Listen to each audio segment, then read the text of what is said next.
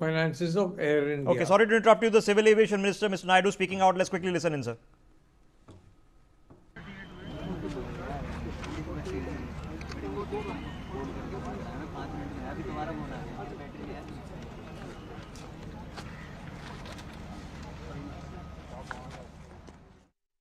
Arrived at the site.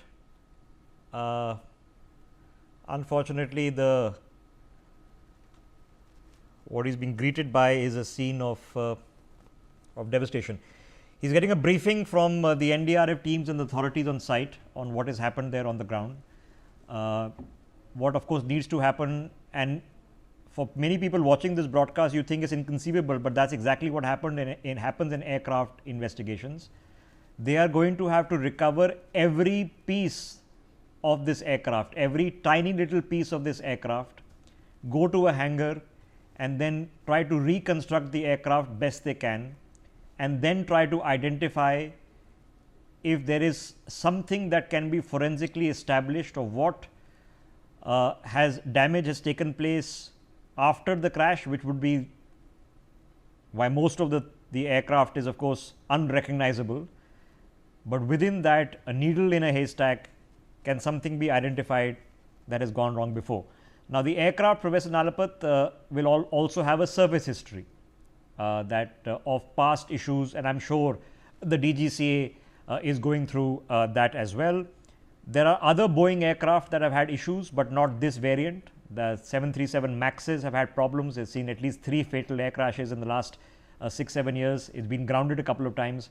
But this aircraft has not had, this is the first time this particular equipment is seeing a catastrophic failure like this.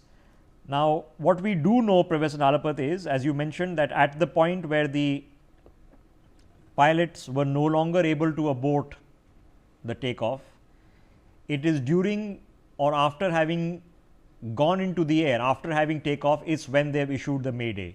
It's not happened on the runway. 60 seconds was the difference. They only gained an altitude of about 400-500 feet, which is nothing. And we can tell in the visuals that it's almost surreal. It looks like the aircraft is very peacefully gliding down, as you would see during a landing, and then of course it's not. It's crashed. So an investigation is going to have to involve the case history of the aircraft as well. But at the same time, sir, do we have to prepare ourselves for many weeks and months before we actually know through a forensic examination what happened? Well, I hope not. I hope it will be weeks rather than months. But Rishabh, not speaking of this particular crash, but in general, what happens is that whichever manufacturer it is, Airbus or Boeing or whatever, I mean, they have teams. I'm not talking about this crash. I'm just talking in a more general way, and they give a huge amount of misinformation, basically pointing to pilot error. And I mean, eventually, of course, the facts do come out, but we have to be careful to go through. There will be a lot of information, nuggets of it, and a huge amount, very much more, of misinformation that will be released.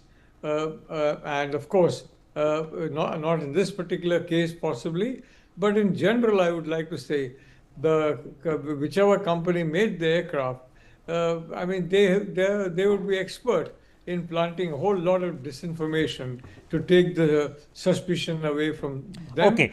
And to take the public anger away from them. So we have to be very careful when we analyze information, Rishabh. Okay. Now, so this is the fact. The fact is that in an aircraft investigation, a team from Boeing will either already be on the way, I'm assuming they're on the way, or will soon be on the way, because the decoding of the black box, which is the flight data recorder, will have to be done by Boeing. Okay. So they will have to anyway come and assist with the investigation.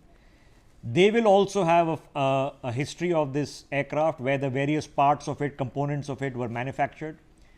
That data will have to now be examined both by them and by us, and a very deep seated examination will have to take place, because